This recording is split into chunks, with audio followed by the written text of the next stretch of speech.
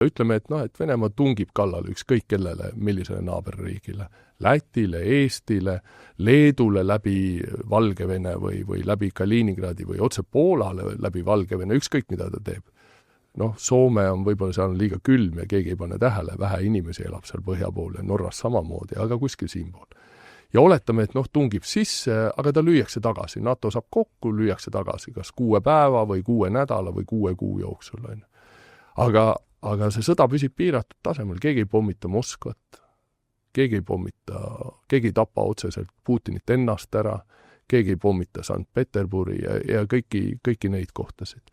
Ta kuidagi nagu sõditakse seal, kus Putin tahab. Kuulge, aga äkki meil on valel teel? Mis me jamame selle hambapasta tagasi toppimisega? Õpime Iisraelilt. Absoluutselt, ennetavad löögid. See on alati selline